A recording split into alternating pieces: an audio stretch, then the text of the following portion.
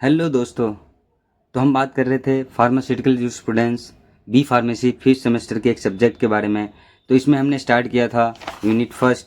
तो आइए देखते हैं दोस्तों, यूनिट फर्स्ट में हम लोगों ने देखा था drugs and cosmetic act of 1940 and it's rule 1945 के बारे में, जिसमें हमने बात किया था कुछ ऑब्जेक्टिव्स के बारे में, कुछ इंपॉर्टेंट डेफिनेशंस के बारे में। हमने ये जाना था फार्मास्यूटिकल जूरिस्प्रूडेंस क्या होता है, इस सब्जेक्ट के बारे में जाना था, कुछ इंट्रो जाना था, इसके डेफिनेशंस को देखा था हमने।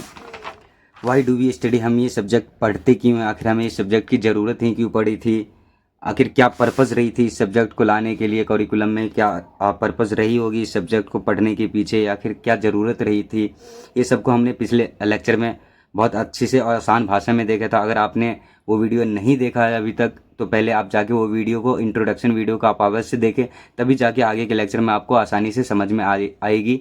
अगर आपको वो वीडियो देखना है तो आप डायरेक्ट मेरे प्लेलिस्ट से जाके भी देख सकते हैं, या फिर मैं डिस्क्रिप्शन बॉक्स में लिंक डाल दूंगा, आप वहाँ से जाके देख सकते हैं।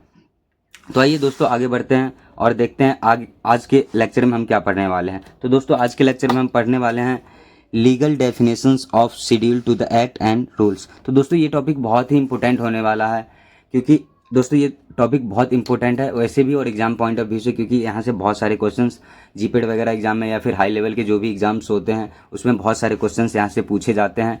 क्योंकि फार्मेसी के फील्ड को बेटर बनाने के लिए दोस्तों जिन 4 चीज़ों की आवश्यकता हुई थी, पहला क्या था उसमें दोस्तों, इंपोर्ट ऑफ ड्रग और cosmetic, manufacture of drug of cosmetic, manufacture, distribution and sales. दोस्तों इस एक्ट के आने से पहले या फिर ये सब्जेक्ट के आने से पहले भी हमारा मेडिकल सिस्टम वर्क हो रहा था, हम लोग का इलाज हो रहा था, ट्रीटमेंट हो रहा था, सब चीज़ें हो रहा था, बट वो प्रॉपर तरीके से प्रॉपर गाइडेंस और गाइडलाइंस के अकॉर्डिंग नहीं हो रहा था, जिसकी वजह से क्या हो रहा था कि बहुत सारे डेथ हो रहे थे, डेथ रेट इंक्रीज हो गए थे, जो भी इलनेस होती थी, प्रॉब्लम होती थी, बीमारियां होती थी, डिजीज होती थी, वो जल्दी क्योर नहीं होती थी, बहुत लंबे टाइम तक रहती थी। तो दोस्तों इंपोर्ट, मैन्युफैक्चर, डिस्ट्रीब्यूशन और सेल्स, अगर इन चारों स्टेप्स को हम लोग अगर अच्छे से क्लियर आउट कर लिया, मतलब इस 4 स्टेप्स को अच्छे से कंट्रोल कर लिए, इस पे अच्छे से सारे रूल्स एंड रेगुलेशन लगा के बहुत अच्छे से इस पे वर्क किया जाए तो हमारा पूरा फार्मेसी फैक्टर फील्ड सही हो सकता है। तो इस एक्ट को लागू करने का मेन मोटिव यही था कि पूरे फार्मेसी के फील्ड को बेटर बनाने का, क्योंकि यहाँ पे बहुत सारे ऐसे चीज़ें हो रही थी जिसकी वजह से पब्लिक हेल्थ अच्छा नहीं था और पब्लिक हेल्थ को अच्छा क्वालिटी ट्रीटमेंट नहीं मिल पा रहा था। तो इसको ठीक करने के लिए ये ड्रग एंड कॉस्मेटिक एक्ट 1940 को लागू किया गया था।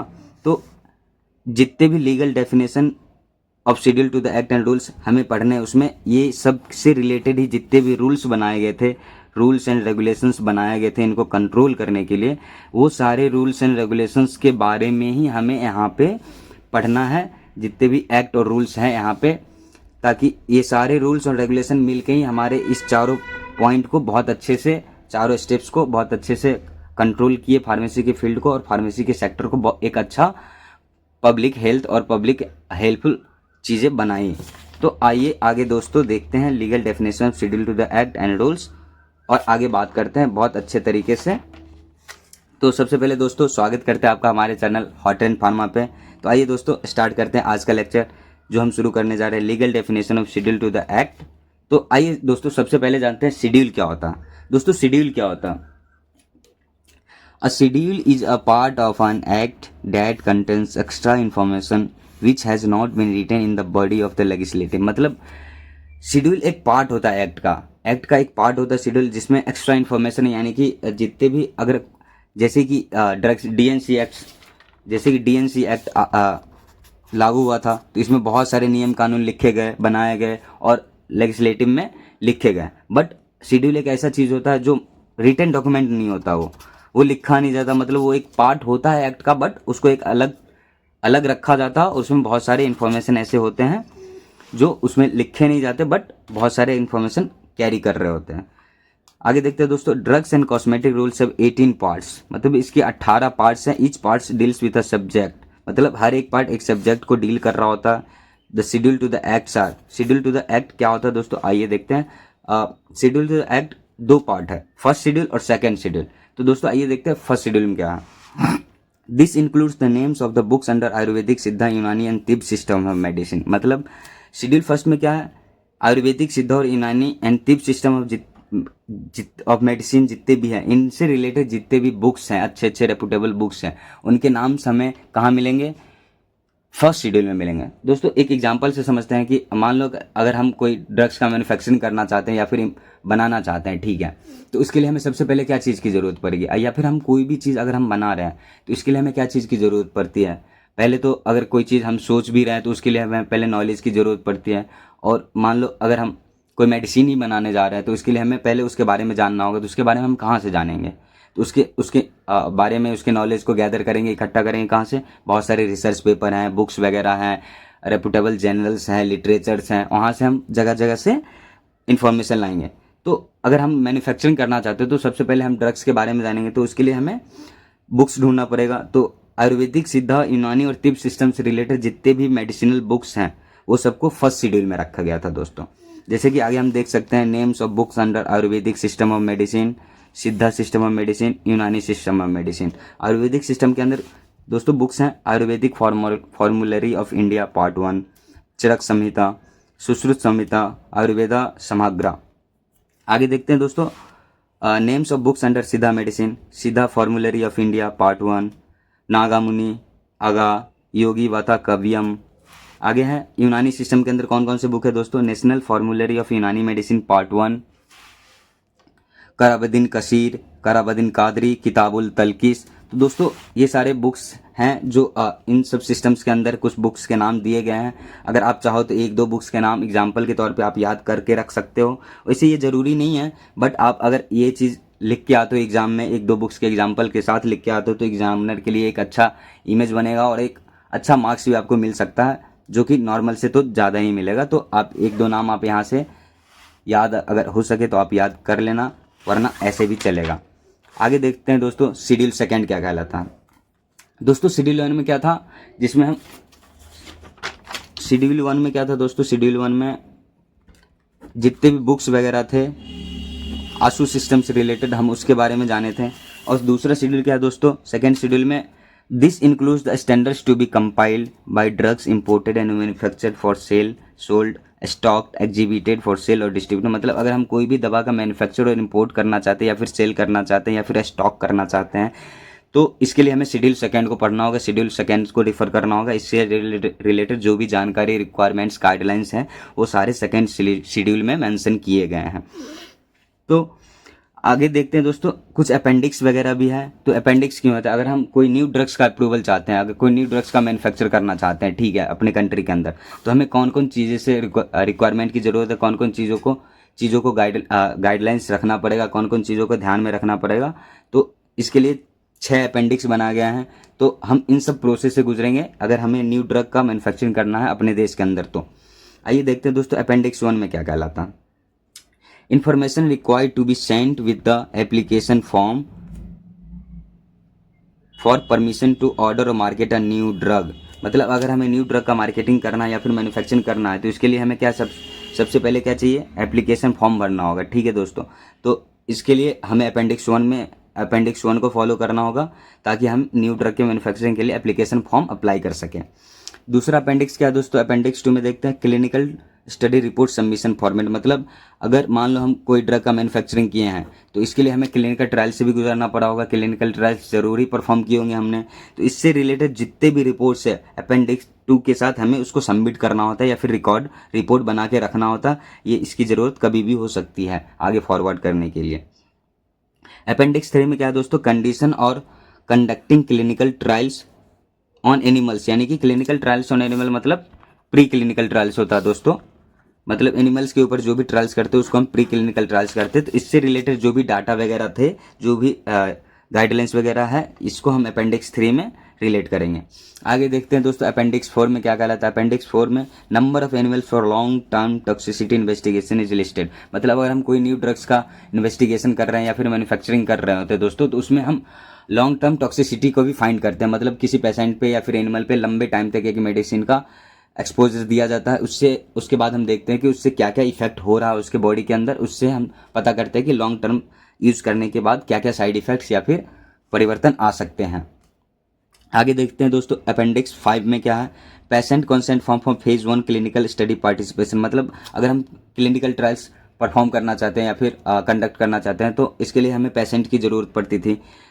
फेज 1 क्लिनिकल ट्रायल्स में जो भी पेशेंट की ज़रूरत पड़ती है, इसके लिए हमें पेशेंट को कंसेंट करना होता है, मतलब उससे बात करके उससे उनके इच्छा अनुसार उनको राज़ी करके उन पर ट्रायल किया जाता है। इनके लिए एक कंसेंट फॉर्म भरा जाता है, तो वो कंसेंट फॉर्म हमें कहाँ मिलेगा, अपेंडिक्स 5 के अंदर मिलेगा दोस्तों।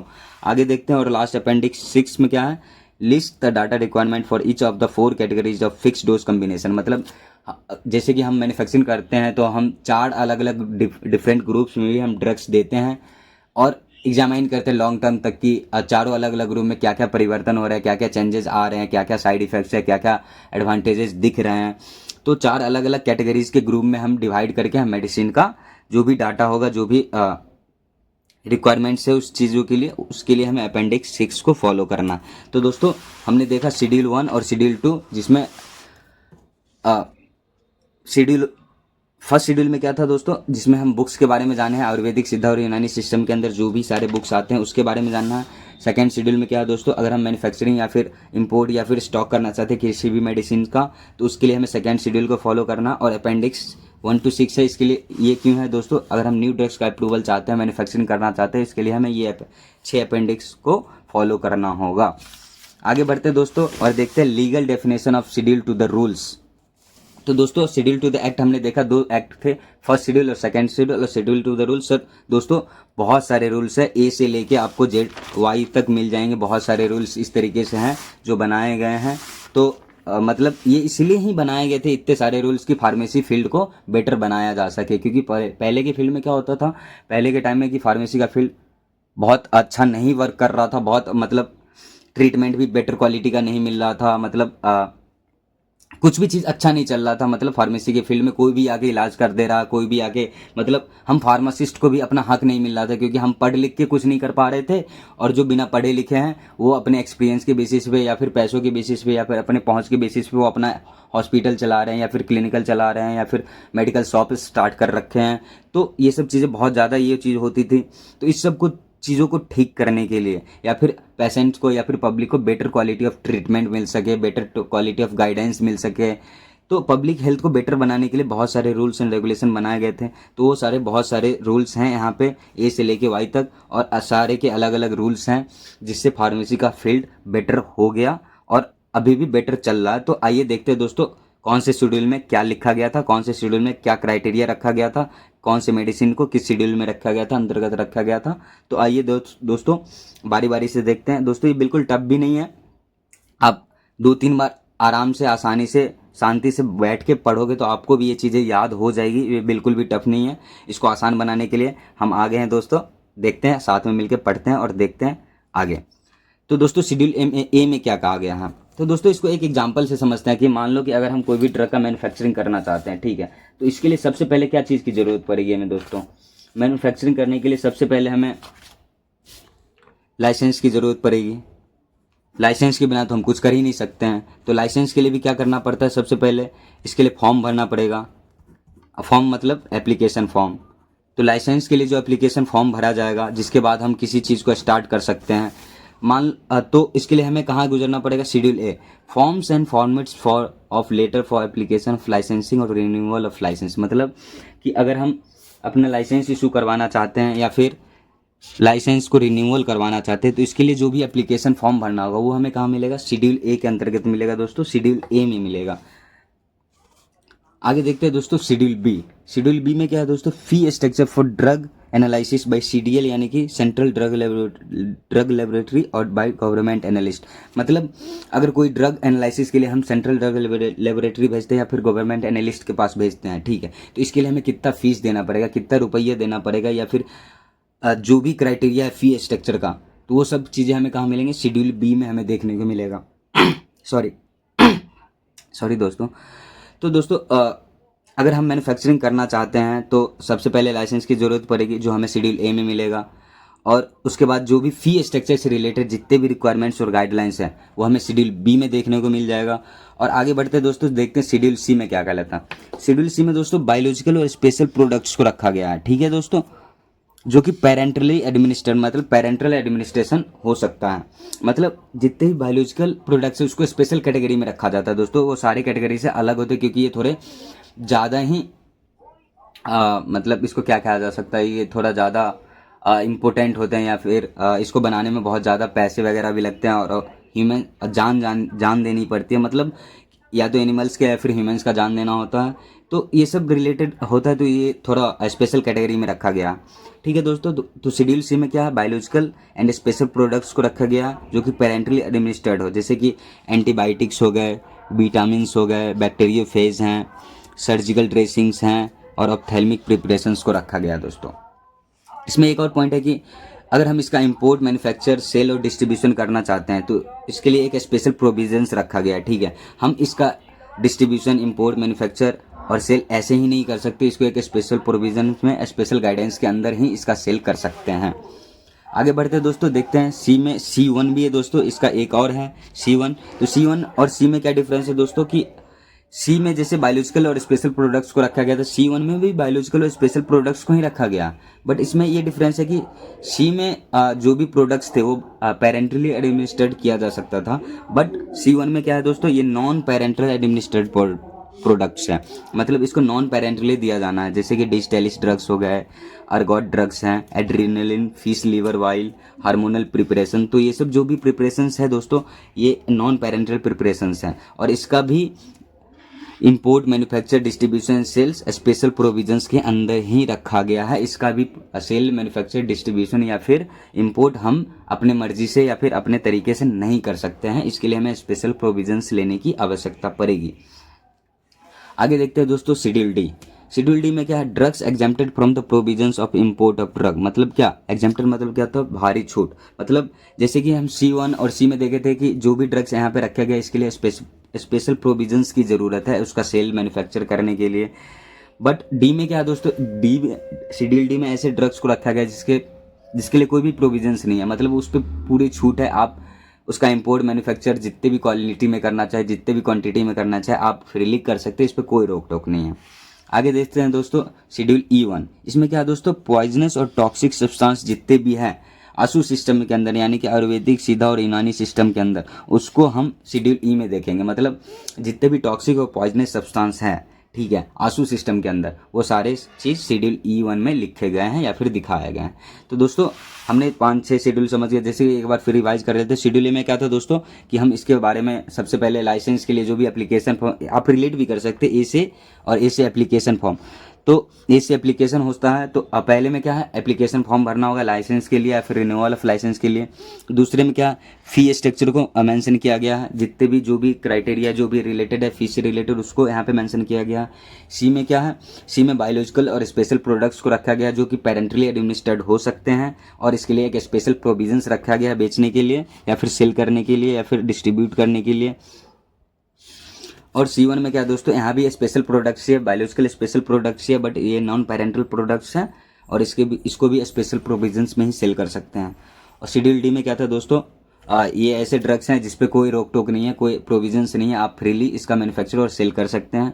और E1 में क्या था दोस्तों, प्रोविजंस एंड टॉक्सिक सब्सटेंस थे जो कि आशु सिस्टम के अंदर आते थे। तो आगे बढ़ते हैं दोस्तों और देखते हैं शेड्यूल एफ। दोस्तों ये शेड्यूल्स इतने टफ नहीं है, आप एक बार में याद करने के लिए मत जाना कि स्टार्टिंग से शुरू किया और लास्ट तक याद करते चला गया। आप पार्ट बाय पार्ट याद करोगे तो आप बेटर तरीके से याद हो जाएगा और आसानी से याद हो जाएगा। जैसे कि हमने अभी ए से लेके ई तक पढ़ा, तो आप ए से लेके ई तक एक बार में याद कर लो कि यहाँ से यहाँ तक में क्या क्या चीज़ें था, जो कि आसानी से मैंने अभी 2-3 बार रिपीट करा। आप ए से ही 2-3 बार रिपीट करोगे तो आपको भी याद हो जाएगा। फिर आप यहाँ से एफ से लेके जे तक आप कर लो, फिर यहाँ से लेके के से लेके क्यू तक कर लो। तो इस तरीके से आप स्टेप बाय स्टेप में तोड़ तोड़ के याद करोगे ना, तो आपको बेटर तरीके से और आसानी से याद रह जाएगा ये चीज़ें, और आप बाद में मिक्सअप नहीं होगा, मगअप नहीं होगा, आप भूलोगे भी नहीं। तो बेटर यही रहेगा कि आप पार्ट बाय पार्ट में इस टेबल को याद करो और ये टेबल हमेशा के लिए आपको याद रह जाएगा।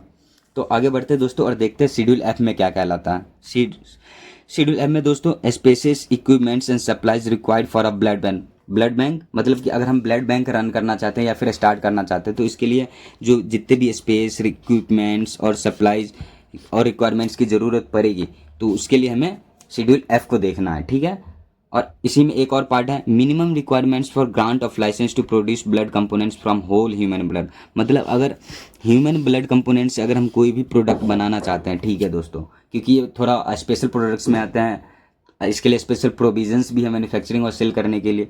तो इसके लिए जो भी लाइसेंस की क्राइटेरिया की ज़रूरत है, ठीक है, वो हम शेड्यूल एफ में रखा गया है। मतलब कि ओवरऑल शेड्यूल एफ में क्या है दोस्तों, अगर हमें ब्लड बैंक रन करना है, ठीक है, तो इसके लिए जो भी क्राइटेरिया की ज़रूरत पड़ती है वो हम शेड्यूल एफ में देखेंगे।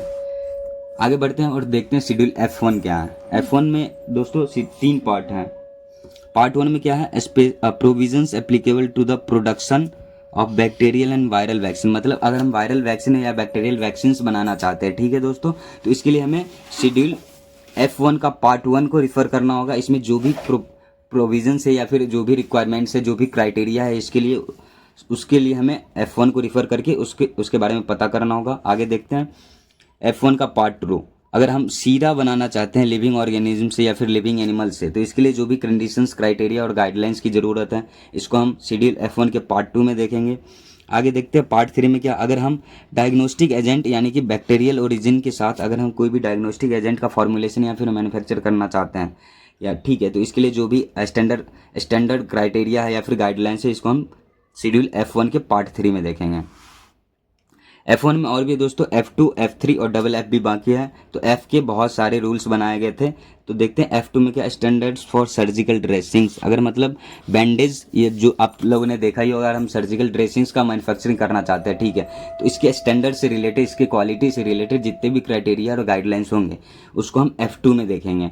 F3 में क्या दोस्तों, sterilised umbilical tapes.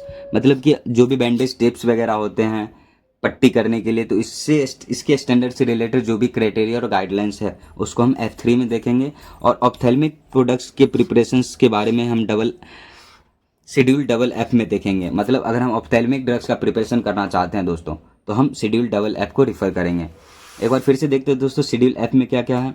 Schedule F में क्या है दोस्तों, इस दोनों पॉइंट को आप ओवरऑल इतना भी लिख सकते हैं कि अगर the minimum requirements for to run a blood bank और for to grant a licence. मतलब कि अगर हमें ब्लड बैंक चलाना है या फिर लाइसेंस इशू करना है ब्लड कंपोनेंट्स को बनाने के लिए, तो इसके लिए जो भी मिनिमम रिक्वायरमेंट्स और गाइडलाइंस की ज़रूरत है, वो हम शेड्यूल F में देखेंगे। F1 में क्या है दोस्तों, मेन रूप से ये पार्ट 3 है, बट इसको ओवरऑल आप एक पार्ट में भी लिख सकते हैं। जैसे कि आप वैक्सीन या फिर सीरा या फिर किसी भी डायग्नोस्टिक एजेंट का मैन्युफैक्चरिंग करना चाहते हैं, ठीक है, तो इसके लिए जो भी रिक्वायरमेंट्स और गाइडलाइंस की ज़रूरत है, वो हम F1 में रिफ़र करेंगे। F2 में हम क्या देखेंगे दोस्तों, सर्जिकल ड्रेसिंग्स के बारे में देखेंगे। F3 में एम्बेलिकल टिप्स के बारे में देखेंगे और डबल F में ऑप्थेल्मिक प्रोडक्ट्स के बारे में देखेंगे। आगे बढ़ते हैं और दोस्तों देखते हैं कि शेड्यूल जी क्या कहलाता है। तो शेड्यूल जी में कुछ list of substance to be used only under medical supervision and which are labelled according. मतलब कुछ ऐसे ड्रग्स को यहाँ पे रखा गया है, ठीक है दोस्तों, जिसका हम यूज़ सिर्फ और सिर्फ मेडिकल सुपरविजन के अंदर ही कर सकते हैं। मतलब कोई मेडिकल प्रोफेशनल वहाँ पर अवेलेबल होने ही चाहिए, तभी हम उस चीज़ का यूज़ कर सकते हैं, अन्यथा नहीं कर सकते हैं। तो ऐसे जो भी ड्रग्स हैं, ठीक है, उसको हम शेड्यूल जी में रखे हैं। उसके बारे में अगर जानना है तो हम शेड्यूल जी को रिफ़र करेंगे कि कौन कौन से ड्रग्स हैं, हम कौन कौन से ऐसे ड्रग्स का यूज़ कर सकते हैं मेडिकल सुपरविजन के अंदर, या फिर कौन कौन से ड्रग्स का यूज़ नहीं कर सकते हैं। आगे बढ़ते हैं और दोस्तों देखते हैं कि शेड्यूल एच में क्या है। दोस्तों शेड्यूल एच में प्रिस्क्रिप्शन ड्रग्स को शामिल किया गया कि मतलब RMP रजिस्टर्ड मेडिकल प्रैक्टिशनर जो भी है, इनके प्रिस्क्रिप्शन पे वो ड्रग्स सेल किया जा सकता है। मतलब उसके लिए किसी डॉक्टर स्पेशली नहीं कि डॉक्टर लिखे तभी, रजिस्टर्ड मेडिकल प्रैक्टिशनर भी आपको लिख के अगर प्रिस्क्राइब करके दे रहा है तो वो ड्रग्स आपको मेडिकल शॉप से मिल जाएगा। तो कुछ ऐसे ड्रग्स के लिस्ट हैं जो RMP के कहने पे मिल जाएगा, तो उसको शेड्यूल एच में रखा गया था। आगे देखते हैं दोस्तों जे। शेड्यूल जे में क्या है दोस्तों, वेरियस एलिमेंट्स यानी कि जो भी डिजीज हैं, मतलब date can not be treated, मतलब जो कभी ट्रीट नहीं किया जा सकता करेंटली इन द मार्केट, ऐसे ड्रग्स नहीं बने हैं। मतलब अब इसमें ऐसे बीमारी को रखा गया, ऐसे डिजीज को रखा गया जो क्यूरेबल डिजीज नहीं है। मतलब जैसे रिलेट भी कर सकते हो, जो हो गया सो हो गया, मतलब अब ठीक नहीं होने वाला है। तो बहुत सारे ऐसे प्रॉब्लम है जैसे कि कैंसर है, डायबिटीज़ है, ट्यूबरकुलोसिस है, तो इत्यादि ऐसे बहुत सारी बीमारियां जो क्यूरेबल नहीं है अभी तक। तो आप रिलेट करके याद कर सकते हो कि जो हो गया सो हो गया, मतलब जे शेड्यूल में ऐसे बीमारी है जो कभी ठीक नहीं हो सकते हैं। और आगे बढ़ते हैं दोस्तों और देखते हैं शेड्यूल के। तो इसमें क्या है दोस्तों कि various substances drugs exempted for provisions related to manufacture of drug. अगर मतलब कुछ ऐसे ड्रग्स हैं जिसके मैन्युफैक्चरिंग के लिए हमें कोई भी ज़्यादा स्पेशल प्रोविजंस की ज़रूरत नहीं है, हम सिंपली उसका मैन्युफैक्चरिंग करके सेल आउट कर सकते हैं, डिस्ट्रीब्यूशन कर सकते हैं। तो कुछ ऐसे ड्रग्स हैं जिसके लिए हमें स्पेशल प्रोविजंस की ज़रूरत नहीं होती है, तो ऐसे ड्रग्स को हम शेड्यूल के में देखेंगे। आगे देखते हैं दोस्तों शेड्यूल एम क्या कहलाता है। शेड्यूल एम में क्या है दोस्तों, अगर हम किसी ड्रग्स का मैन्युफैक्चरिंग करना चाहते हैं, ठीक है, तो उसके लिए हमें जीएमपी की ज़रूरत होती है, गुड मैन्युफैक्चरिंग प्रैक्टिसेस। तो इसके बारे में जो भी रिक्वायरमेंट्स और गाइडलाइंस है वो शेड्यूल एम में पढ़ाया गया है। और ऑल्सो इसके साथ साथ requirements for factory premises plants and equipments, मतलब एक फैक्ट्री को रन करने के लिए कितने प्रीमाइसेस की ज़रूरत है, कितने प्लांट्स की ज़रूरत है, इक्विपमेंट्स की ज़रूरत है, कितने स्पेसिंग्स की ज़रूरत है, स्टोरेज कंडीशन क्या चाहिए, जो भी रिक्वायरमेंट्स और गाइडलाइंस है एक फैक्ट्री को रन करने के लिए, तो इसके बारे में हम जीएमपी में पढ़ेंगे। तो एम से आप रिलेट भी कर सकते हैं दोस्तों, शेड्यूल एम में जीएमपी एम यहाँ भी आता है। तो एम से मैन्युफैक्चरिंग भी होता है, तो मैन्युफैक्चरिंग के लिए हमें गुड मैन्युफैक्चरिंग प्रैक्टिसेस चाहिए, ठीक है, जिससे हमारा बेटर क्वालिटी ऑफ प्रोडक्ट बन सकता है। और रिक्वायरमेंट्स में क्या क्या चाहिए, factory premises plants and equipments, ये सब भी हमें वेल एंड डेवलप्ड रूम में चाहिए ताकि हम अच्छे से मैन्युफैक्चरिंग और बेटर क्वालिटी ऑफ प्रोडक्ट्स बना सकें। आगे देखते हैं दोस्तों M1 में क्या कहलाता है। M1 में क्या है दोस्तों, requirements of factory premises ETC for the manufacture homeopathic drug. अगर हम होम्योपैथिक ड्रग्स का मैन्युफैक्चरिंग करना चाहते हैं, ठीक है दोस्तों, तो इसके लिए हमें कितने प्रीमाइसेस, इक्विपमेंट्स, प्लांट्स और क्या क्या रिक्वायरमेंट्स हो सकती है, क्या क्या गाइडलाइंस है, तो इसके लिए हमें जानने के लिए हमें शेड्यूल M1 को रिफ़र करना है। M1 को रिफ़र करते हैं हमें होम्योपैथिक ड्रग्स को मैन्युफैक्चरिंग करने के सारी चीज़ों के बारे में अच्छे से पता चल जाएगा, तो हम उसका मैन्युफैक्चरिंग बहुत अच्छे से कर सकते हैं। आगे देखते हैं दोस्तों M2, requirements of factory premises for the manufacture of cosmetic. अगर दोस्तों हम कॉस्मेटिक का मैन्युफैक्चर करना चाहते हैं, ठीक है, कॉस्मेटिक बनाना चाहते हैं, ठीक है, तो इससे रिलेटेड जितने भी रिक्वायरमेंट्स है, गाइडलाइंस है, वो सब के लिए हमें नॉलेज कहाँ से मिलेगा, शेड्यूल M2। दोस्तों आप जैसे कि देख ही रहे हैं, जितने भी शेड्यूल हमने अभी तक डिस्कस करा है, ठीक है, सब शेड्यूल में कुछ ना कुछ ऐसे बताया गया है। अगर हम फार्मेसी के फील्ड से रिलेटेड है, फार्मेसी की फील्ड को बेटर बनाने के लिए बताया गया कि अगर हम इस तरीके से इसका मैन्युफैक्चरिंग करते हैं, इस तरीके से इसको इंपोर्ट कर रहे हैं, इस तरीके से इसको स्टोर कर रहे हैं, तो ये हमारा बेटर यील्ड दे सकता है, better quality of treatment provide कर सकता है, बेटर क्वालिटी ऑफ प्रोडक्ट हमें मिल सकता है।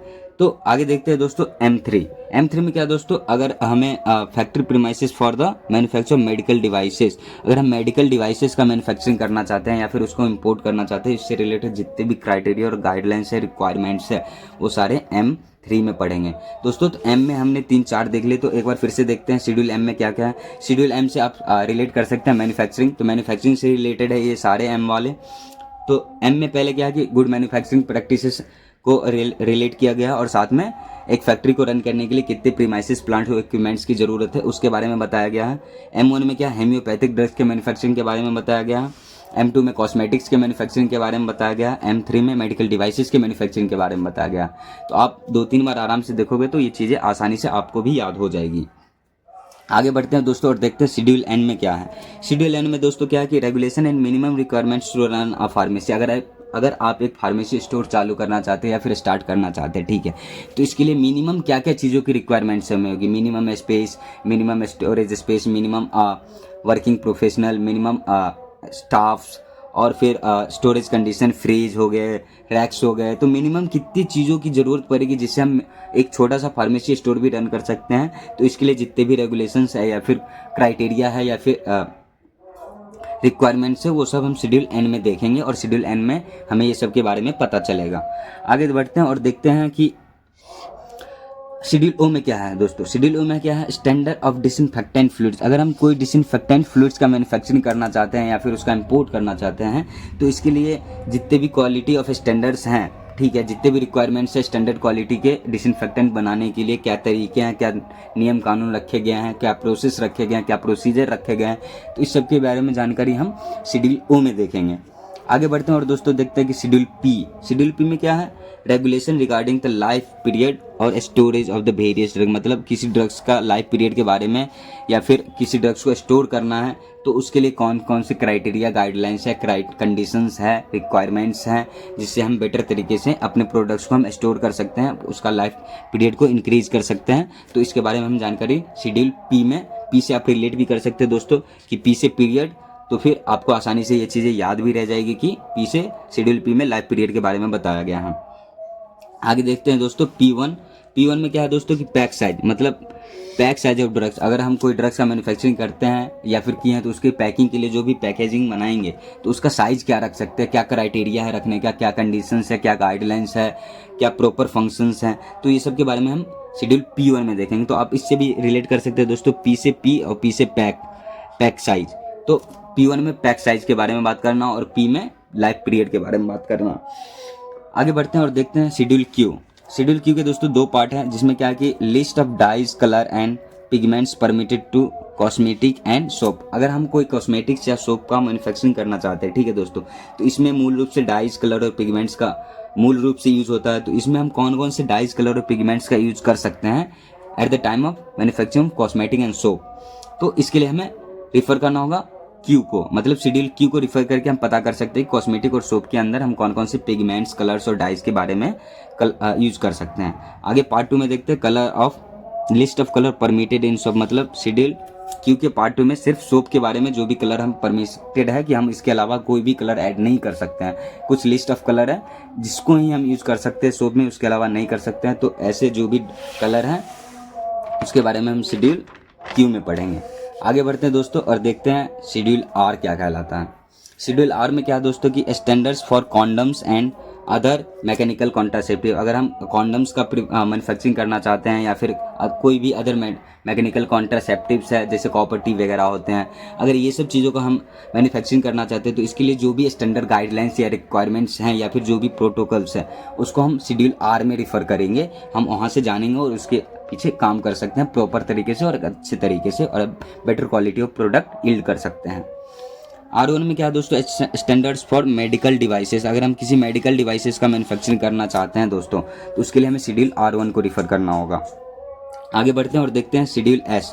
शेड्यूल S में क्या है स्टैंडर्ड फॉर कॉस्मेटिक। अगर हम किसी कॉस्मेटिक्स का मैन्युफैक्चर करना चाहते हैं दोस्तों, किसी भी कॉस्मेटिक्स का मैन्युफैक्चर करना चाहते हैं, उसके स्टैंडर्ड से रिलेटेड, उसके क्वालिटी से रिलेटेड जितने भी रिक्वायरमेंट्स, गाइडलाइंस, क्राइटेरिया हैं वो सबको हमको शेड्यूल S में रिफ़र करना है। उससे हमें पता चल जाएगा कि हम बेटर तरीके के कॉस्मेटिक्स कैसे बना सकते हैं जो कि स्टैंडर्ड क्वालिटी के हो, सब स्टैंडर्ड क्वालिटी की ना हो। आगे बढ़ते हैं और देखते हैं कि शेड्यूल T में क्या है requirements of factory premises and hygiene condition for Ashu system. अगर हम आशु सिस्टम से रिलेट के अंदर हम कोई भी फैक्ट्री बनाना चाहते हैं, यानी कि आयुर्वेदिक, सिद्ध और यूनानी मेडिसिन को लेके हम कोई भी फैक्ट्री बनाना चाहते हैं, मैन्युफैक्चरिंग करना चाहते हैं, तो इससे रिलेटेड जितने भी रिक्वायरमेंट्स और गाइडलाइंस की ज़रूरत है, क्राइटेरिया की ज़रूरत है, जो भी चीज़ों की ज़रूरत है वो हमें कहाँ जानने को मिलेगा, शेड्यूल T के अंदर जानने को मिलेगा।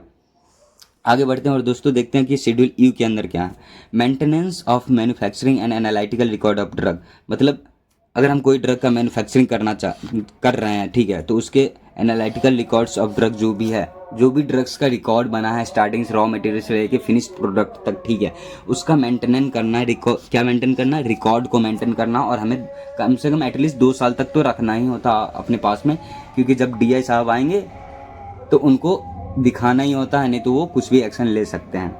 और आगे देखते हैं U1 में क्या दोस्तों maintenance of manufacturing and analytical record of cosmetic. अगर हम U में क्या था दोस्तों, अगर हम किसी भी ड्रग्स, मतलब कोई भी ड्रग्स का मैन्युफैक्चरिंग कर रहे हैं तो उसका रिकॉर्ड हमें मेंशन करना है।